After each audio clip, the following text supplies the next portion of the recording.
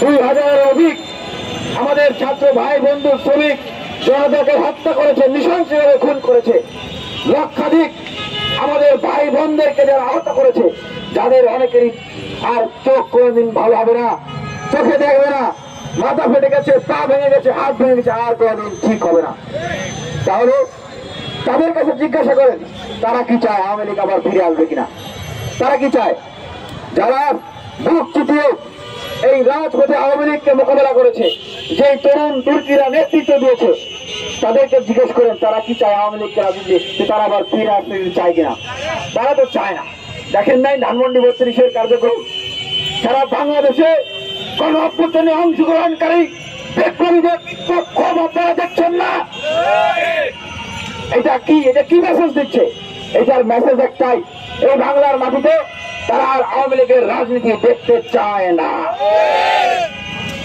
আর যারা উপদেষ্টা মন্ডলীতে আছেন, বিভিন্ন সংস্কার কমিশনে আছেন, তার ভিতরে অনেকেই আছেন, আমি চ্যালেঞ্জ করে বলতে পারি, আমি ব্যক্তিগতভাবে যতদিন রিমান্ডে ছিলাম, তারা ততদিন আওয়ামী লীগের আমলে শেখ হাসিনার নাম নিয়ে আওয়ামী লীগের বিরুদ্ধে বক্তব্য দেয়নি।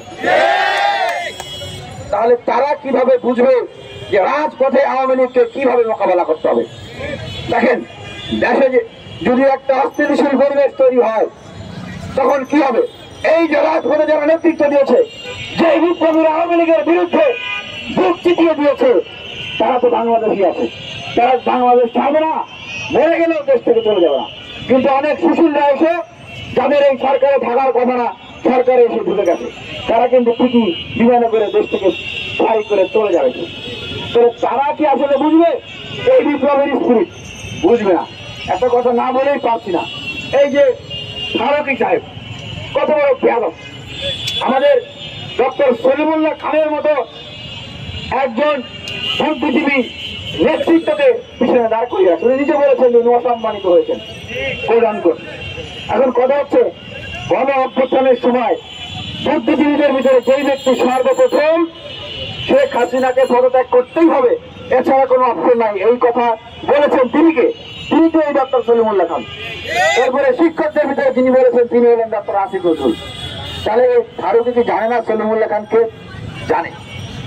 7ই আগস্ট এই ফারুকী পোস্ট দিয়েছে, ধানমন্ডি 32-এ যে অগ্নিকাণ্ড হয়েছে, ভাঙচুর হয়েছে, এগুলোকে যেন রিপেয়ার করা হয়।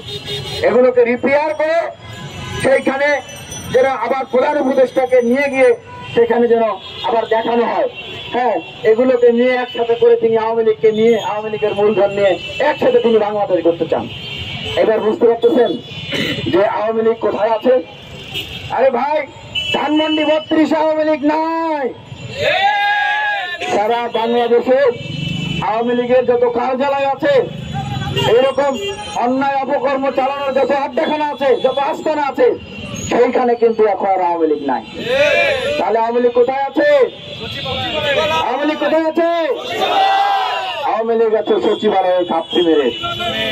আওয়ামী লীগ কোথায় আছে? একটু আগে বললাম। আওয়ামী লীগ আছে এই যে আমাদের সেনাবাহিনীর ভিতরে যে স্ট্রাকচার এই শেখ হাসিনা বানিয়ে দিয়ে গিয়েছিল, সেই স্ট্রাকচারের ভিতরে কতটা পরিবর্তন এসেছে আপনারা জানেন? তাদেরকে কি সরানো হয়েছে? যারা সেনাবাহিনীর ভিতরে ঘাপটি মেরে থেকে জনগণের বিরুদ্ধে অবস্থান নিয়েছিল, তাদেরকে কিন্তু সরানো হয় নাই।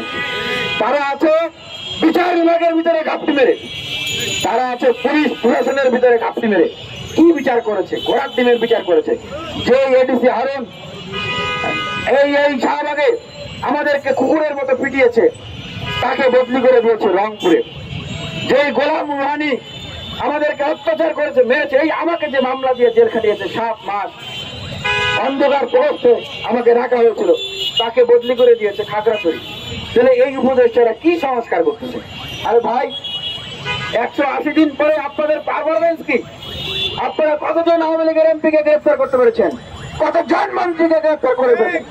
কতজন এই যে যারা বলেছিল জীবনের শেখ হাসিনার সাথে আছি, মরণের শেখ হাসিনার সাথে আছি, হাজার হাজার বিলিয়ন ডলারের ক্ষতি হলেও সমস্যা নাই, সেই কতজন ব্যবসায়ীকে গ্রেফতার করতে পেরেছেন?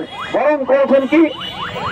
তাদেরকে এই যে সাবের হোসেন চৌধুরী, গণপরিবেশ মন্ত্রী আওয়ামী লীগের, তাকে জামিনে মুক্ত করে দেওয়া হয়েছে। এই যে কিছুদিন আগে 572 জন আওয়ামী লীগের দোষী তাদেরকে জামিনে মুক্ত করে দেওয়া হয়েছে। এই সমস্ত কাজ আপনারা করতেছেন। আর বিপ্লবীদেরকে এই রাষ্ট্র পরিচালনা থেকে তাদেরকে সুকৌশলে আপনারা বঞ্চিত করছেন, ধরে রাখছেন। আমি মাননীয় প্রধান উপদেষ্টা ডক্টর মোহাম্মদ ইউনূসের উদ্দেশ্যে সবিনয়ে বলতে চাই,